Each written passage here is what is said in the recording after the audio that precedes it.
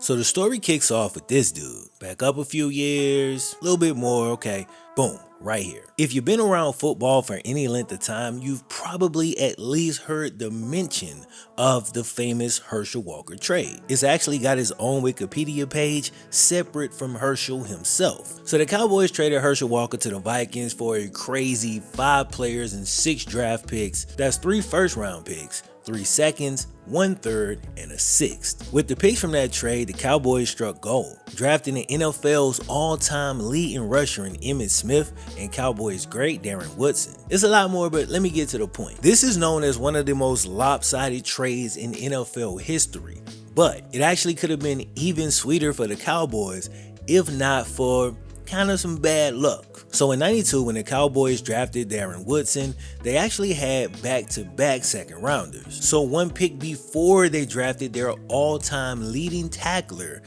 they drafted a guy who they felt was even better. His name was Jimmy Smith. But Jimmy's career with Dallas did not go anything according to the plan. And only 2 years later, the second round pick was released from the Cowboys, having played in only 7 games with 0 catches for 0 yards and 0 touchdowns, goose eggs across the board. What happened next has ruined careers both before and after Jimmy. But by some miracle, this dude managed to avoid this impending doom. He swerved right around it and is now on the cusp of being, I think, the first player ever to earn the distinction of both NFL draft bust and NFL Hall of Famer all in one damn career. But just because you played well enough on the field, that don't mean that you're gonna get voted into the Hall of Fame. And with Jimmy, there's 2 big reasons why he might actually never make it in. One has to do with the perception of him on the field, and the other has to do with the perception of Jimmy off of it. So you want to hear the story about a guy who is both an NFL draft bust and also an NFL Hall of Famer? Cool then. Sit back. Y'all know what time it is, bros. Cue the Wayne. Yeah, you'll never know quitter, 'cause I'ma go get her. Alright, real quick before we jump in, time for a quick word from our sponsor, SeatGeek. So on this channel, I always make sure we don't forget about the legends of the past, but I also love what the game is today. And if you want a chance to see some of your favorite current NFL stars, I'm talking live and in person, you can do so with the help of today's video sponsor, SeatGeek. So you're probably familiar with the SeatGeek app, but just in case you're not, SeatGeek is a ticketing app that makes getting the best ticket prices on live events extremely easy. And it's not like it's just football, basketball, and baseball games. I mean, it is that, but it's also concert tickets, festivals, Broadway shows, comedy shows. So we're talking a full spectrum of live events. They compile tickets from all over the web so you can easily compare and get prices. How easy is it to compare? Well, it's color coded, so you don't really get more simple than that. Green is a good deal, red is a bad one, and in addition to the simplicity and the fact that you can get the best prices, you also get $20 off if you use code FlemLo when checking out. That's $20 off your first purchase when you use the promo code FlemLo. So make sure you click the link in the description and download the app and go ahead and plan your trips and your travel for this upcoming season. Man, shout out to SeatGeek once again for sponsoring the video. Without further ado, let's get it. So this part of the story starts with this school. Back up a couple years. Nah, that's too damn far. Okay, boom, here we go. Jimmy Smith attended Jackson State University, historically black college, HBCU, y'all know what's up. It definitely wasn't devoid of talent because there, Jimmy didn't even become the starter until his junior season. But in the 2 seasons where he did start, dude amassed 110 receptions for 2,073 yards and 16 touchdowns. Back in 1992, the Cowboys was red hot, coming off a 3-13 season. This was the prime of the triplets, Troy Aikman, Emmitt Smith, and Michael Irvin, right? So the playmaker Michael Irvin was coming off a 1,500-yard season, beasting out as usual. But despite the fact that Michael Irvin was just entering his prime, the Cowboys had continued to throw high draft picks at wide receivers. And just 1 year earlier in the 1991 draft, Dallas selected Alvin Harper 12th overall. But they could afford to do that after acquiring picks from the Herschel trade and other means. And bro, at this time, Dallas already had a Super Bowl roster on the field, so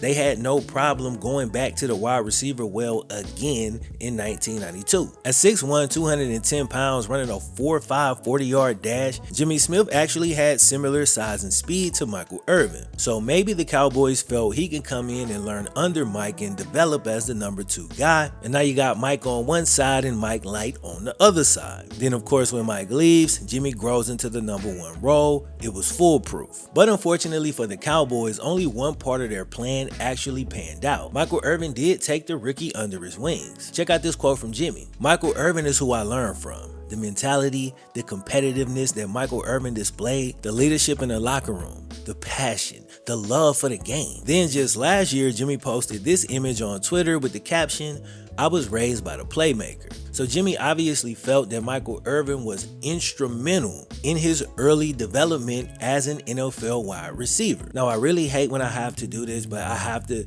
the connection is just sitting there just to be made. So when Jimmy was learning the game under Mike, I wonder if he picked up any other habits as well. But we'll get more into that later. Either way, Jimmy never got to show off anything that Mike taught him on the field during his time in Dallas, as a broken leg set him back his rookie year. Then the next season, things got even worse. During the offseason going into his second year in the league, Jimmy was having a hard time training for the season due to severe stomach pains. It would turn out that he had an issue with his appendix. So boom, he goes in and has the surgery, has the appendix removed, and he's discharged the very next day. Great, everything's smooth, right? Now if this is not your first time here, I already know you know better. Things went left. So a couple days pass and the pain comes back. I would have been so frustrated, bro. He goes back to the hospital and apparently his appendix had leaked pus into his stomach. So now they got to prescribe him meds in order to remove the abscesses. They had to go back in to surgically repair a tear in the man's intestines. And I can bet that after going through all of that, he probably missed the days where things was as simple as a broken leg. Following the surgery, dude had to wear a colostomy bag, and it's kind of hard to run routes when you got a hole in your stomach. And get this, the doctors actually feared that he might have to wear this for the rest of his life. But fortunately, he was young, he was in great shape, and after 3 months, they was able to remove the bag. But this whole ordeal would cause another type of bag to be removed from Jimmy's life as well. His life was saved, but his career was still on life support. In just a few months, Jimmy lost 30 pounds. So that whole he's gonna be the next Michael Irvin thing, yeah, not at 6'1", 175 he's not. The Cowboys placed him on the reserve non-football injury list, which essentially means, hey, you ain't get hurt on the field, so the team don't have to pay you. So multiple surgeries, excruciating stomach pain, no career, and no paycheck. It had been a rough couple years for Jimmy Smith. So he files a grievance against the Cowboys and does eventually win. He gets his check for the season and his playoff bonuses, which was about $350,000. But still, after missing his entire rookie season in 1992, he was also forced to sit out the full 1993 season. So his first 2 years in the league, and he doesn't catch a single pass. And the next couple years didn't have anything better in store for Jimmy Smith, unfortunately. So that offseason after Jimmy's second year, the Cowboys told him he could either take a pay cut or he was gonna get cut. Either way, something was getting slashed. So Jimmy called their bluff, only they wasn't bluffing.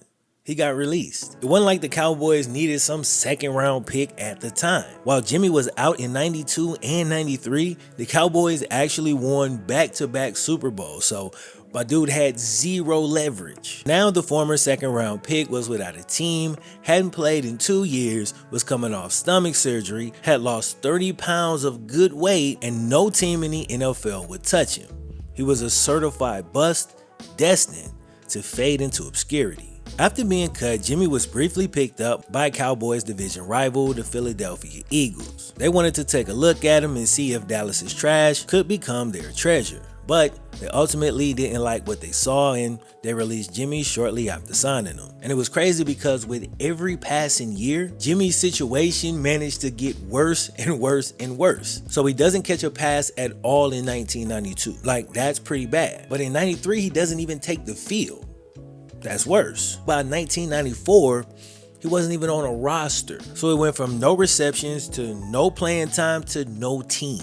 And making matters even worse, this was all due to injury and pretty much completely out of Jimmy's control. So after missing the first 3 seasons of his NFL career, Jimmy Smith was damaged goods. And like I said before, Not a single team in the NFL would touch him with a 10-foot pole. But in 1995, something crazy happened. The NFL added 2 new expansion teams to the league, the Carolina Panthers and the Jacksonville Jaguars. Now, Jimmy had been disillusioned by his time in the league, and he initially had zero interest in pursuing an NFL career any further. He had been labeled a bust really due to no fault of his own. Just terrible luck with injuries and health issues that didn't allow him to prove his worth on the field. So at this point, dude was just done with it all. But Jimmy's parents didn't want him to give up, so they was able to convince him to fly from Jackson, Mississippi to Jacksonville, Florida, all to try out for the new expansion team, of course, the Jacksonville Jaguars, right? His mom even made him a little scrapbook with the words, "All I need is a chance" written on it, a book that Jimmy would give to the Jaguars wide receiver coach. Whether the scrapbook helped or not, Jacksonville did ultimately decide to sign Jimmy Smith off the street, and till this day, it's one of the best decisions that franchise has literally ever made. That first year was rough though. In 1995, besides quarterback Mark Brunell, the Jaguars didn't have a single player even reach 600 yards in any single offensive category. They didn't have a 600-yard rusher, and they damn sure did not have a 600-yard receiver. For the next 10 years, that shit would never happen again. Jimmy finally got back to 100% and got the opportunity to be the Jaguars' #1 receiver. All the lessons he learned from players like Michael Irvin and Andre Rison over the years just all came together at one time in Jimmy's career, which was all but dead. Not only found new life, but was intent on living it to the fullest. A guy who couldn't stay on the field for 4 straight years would do a complete 180, only missing a total of 5 games over the next 11 years. That's 171 games played of a possible 176. And he played all 16 games in 9 of those 11 seasons. And bro, I haven't even gotten to the best part yet. In 1996, 4 full years after he was drafted, Jimmy Smith finally put together his first 1,000-yard season. Then the next year he did it again. Then again a year after that. Then again and again. There's another one. Keep it going. Still haven't let up. Cool, he finally slowed down. False alarm, here's another one. And in 2005, his final season in the NFL, he does it one last time for the role. So here we have a receiver who was drafted in the 2nd round, but it looked like at one point he might never catch a pass in the NFL. Then the man goes on to have 7 straight 1,000-yard seasons, misses a few games the next year so he doesn't hit 1K, but then does it again in back-to-back years on his way out. That's 9 1,000-yard seasons, 5 Pro Bowls, 2 second-team All-Pros, and he even led the league in receptions in his best season, which was in 1999, 116 catches for 1,600 yards and 6 touchdowns. So in the history of the NFL, there's only 3 players ever to have 9 NFL seasons with at least 1,000 receiving yards within their first 12 years in the league. Those players include Jerry the Goat Rice, Randy the Goat Moss, and some dude named Jimmy Smith, who most of y'all never heard of before this video. I'm not trying to say Jimmy should be up there with these guys. I watched all of them. Jimmy wasn't quite on that tier, but he should at least get into the Hall of Fame, really just for that feat alone. Not to mention he lost 4 years off his career right at the beginning. He could have very easily had 10 or 11 of these. Despite not catching a pass for 4 straight years after being drafted, look what a man ranks in all-time receiving yards. Like 4 yards under AB, ahead of Hines Ward, even ahead of his mentor, the playmaker. He's above my GOAT Ocho. And I'm saying this man played in the damn 90s, bro. And he's still top 25 all time and will be until probably DeAndre Hopkins catches him in a few years. But getting into the Hall of Fame can be tough when you played your whole career for the expansion Jaguars. And if you don't believe that, you can go ask Fred Taylor. See, the perception by a lot of people is that they had zero success as far as winning